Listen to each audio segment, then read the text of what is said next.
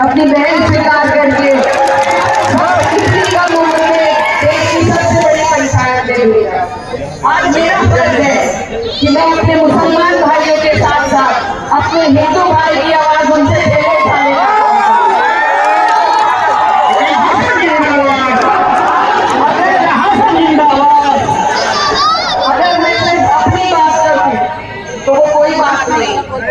अगर आपसे बनती बात करें वो कोई बात नहीं, बात तब बनती है जब हम एक दूसरे की बात करें। तो ये जो खूबसूरती हमारे देश की है, ये जो बंगला जमुनी तहसील है, इसी की हिफाजत हमें करनी है। आज हर जगह जहाँ भी भाजपा आती है, ये बहुत शातिर पार्टी है, ये जगह जगह पर कभी दूसरी पार्टी के इस्तेमाल करके, कभी कोई और हथकंडा इस्तेमाल करके, कभी सत्ता में काबिल सारी मशीनरी का इस्तेमाल करके ये चुनावों को जीतने का काम करती है। तो इसीलिए आप सबको हमको बहुत हिम्मत और बहुत हिम्मत से काम लेना है। हमें सोच समझ के वोट देना है कि हमारा वोट जिसको ताकत दे रहा है, कल को वो आदमी उस ताकत का इस्तेमाल हमारे खिलाफ ना करे।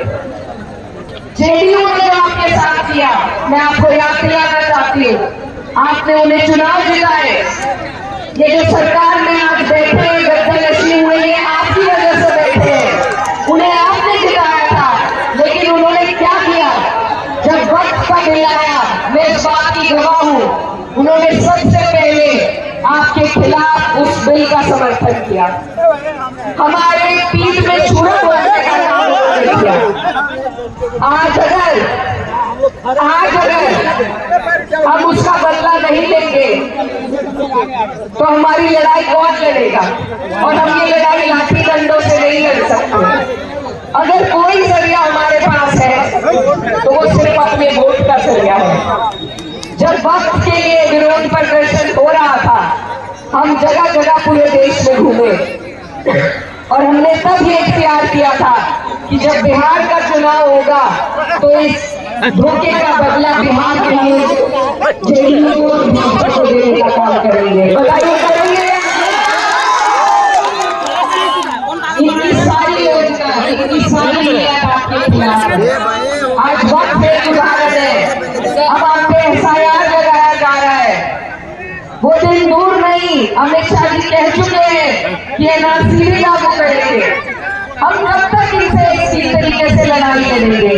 किस तरीके से हमें अपने सबूत देंगे कि हमारे बुजुर्गों का, हमारे पूर्वजों का खून इसी मिट्टी में शामिल है? कैसे बताएंगे आप?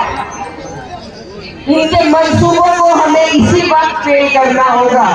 अगर इनकी जड़ें मजबूत हुई तो न जाने कौन कौन से कानून ये हमारे ऊपर लाएंगे।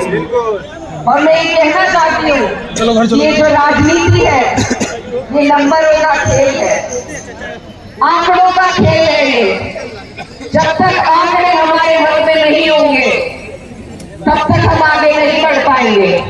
आंकड़ों की ही वजह से हम वक्त में हारे थे।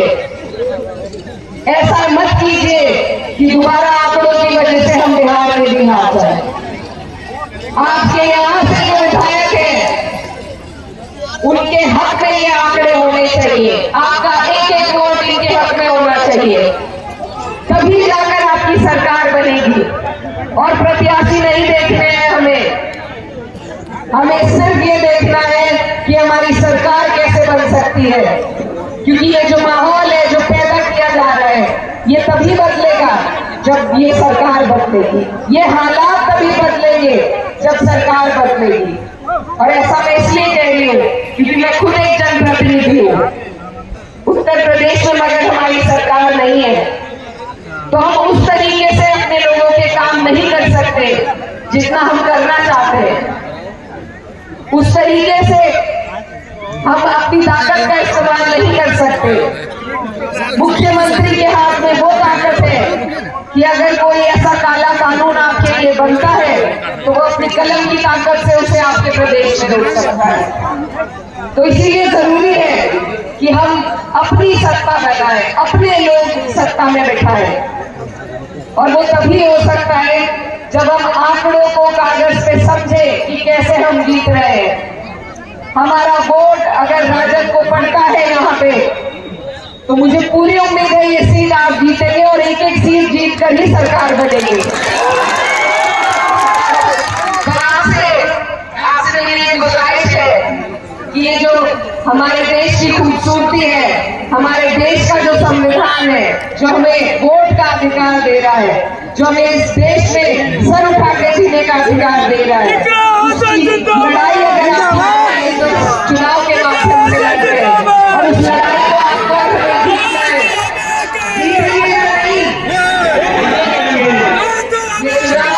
ये चुनाव बहुत जरूरी है। मैं आपके पड़ोस से सूबे से आती हूँ और अपने पड़ोसी का ध्यान रखना आपका फर्ज है। हमारे चुनाव में अभी 1 साल बाकी है, लेकिन आपका वक्त है कि आप वहां हो रहे अपने भाइयों पर हो रहे अत्याचार को याद करें और यहाँ पर जब बटन दबाएं तो वो सारी बातें याद रखें जिस तरीके से ये भाजपा की सरकार जुल्म ढा रही है। आज आपके जो यहाँ से सांसद हैं, उन्होंने क्या बात कही थी कि आपका काम नहीं करेंगे, याद है आपको? बहुत अफसोस हुआ था मुझे उनका ये बयान पढ़कर, क्योंकि जब कोई जीतता है उसके लिए कोई धर्म जाति मायने नहीं रखती। पूरी जनता का काम करना आपका फर्ज है। ऐसे लोग जो सत्ता में आ रहे हैं भाजपा के इशारे पर, इन्हें हटाने का, इन्हें जवाब देने का यही वक्त है। और ये वक्त इतना कीमती है कि अगर हाथ से निकल गया, कोई चूक हो गई, तो फिर हमें लंबा पछताना पड़ेगा। तो मैं सारी बातों का आपको यही बस एक चीज कहना चाहती हूँ कि आप इन बातों का ध्यान रखें, हिम्मत से काम ले, उन्हें चुने जो आपके काम आ सके। और हमारे विधायक भी जिस तरीके से काम कर रहे हैं, जिस तरीके से उन्होंने अपने आवाज को आपके लिए खुला कर दिया, जिस तरीके से ये आपकी मदद करते हैं, ऐसे लोगों को अगर हमने बढ़ावा नहीं दिया तो फिर आपके सांसद जैसे लोग भी चुनाव जीतेंगे। ये जो गठबंधन बना है, इसमें सभी सेक्युलर सोच के लोग शामिल हैं। दूसरी तरफ नफरत फैलाने वालों का गठबंधन है। अगर आज सारे नेता हमारे लिए एक मंच पर आए हैं हमारा साथ देने के लिए, अगर आज हमने उन्हें मजबूती नहीं दी, उन्हें नहीं जिताया, कल को हम किसके पास शिकायत लेकर जाएंगे? हमारे पास कोई रास्ता नहीं बचेगा। तो इसीलिए इस चुनाव की गंभीरता आप समझिए। पिछले 2 बार से क्योंकि हमारे वोट कुछ कम पड़ रहे हैं, क्योंकि हमारी सीटें कुछ कम हो रही हैं, तो बार बार भाजपा किसी न किसी हथकंडे का इस्तेमाल करके सत्ता में आ रही है। इस बार आपको पूर्ण बहुमत की सरकार बनानी है और उसके लिए दुगनी ताकत लगनी है। आज आखिरी दिन है, बीच में सिर्फ 1 दिन बाकी है। 11 तारीख को जिस जोश और जज्बे के साथ आप यहाँ खड़े हैं, उसको आपको वोटों में भी तब्दील करने का काम करना है, तभी ये लड़ाई जीती जाएगी। अपना एक-एक वोट आपको बूथ तक पहुंचाना है, अपनी माए बहनों का एक-एक वोट आपको बूथ तक पहुंचाना है, तभी ये लड़ाई जीती जा सकती है। और देखिए, मैं फिर कहती हूँ कि नफरत फैलाने वालों का जवाब अगर किसी तरीके से दिया जा सकता है तो वो भाईचारे की नींव को मजबूत करके दिया जा सकता है।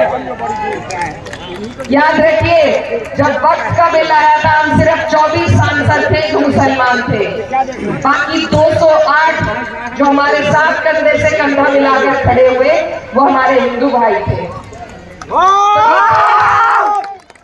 सेक्युलर था, है और रहेगा, लेकिन उसमें आपके योगदान की जरूरत है। इस देश के संविधान को बचाने के लिए आपके योगदान की जरूरत है। भाजपा बदलना चाहती है, लेकिन अगर हर सूबे में हम उसे हराएंगे तो वो कुछ नहीं कर पाएगी। याद रखिए, अंग्रेजों ने भी इसी तरीके से हम पर राज किया था। उन्होंने भी हिंदू को मुस्लिम से लड़ाकर हम पर राज किया था, लेकिन जब इस देश के लोगों ने ठान ली और एकजुट हुए तो हमने यहाँ से अंग्रेजों को भगा दिया था।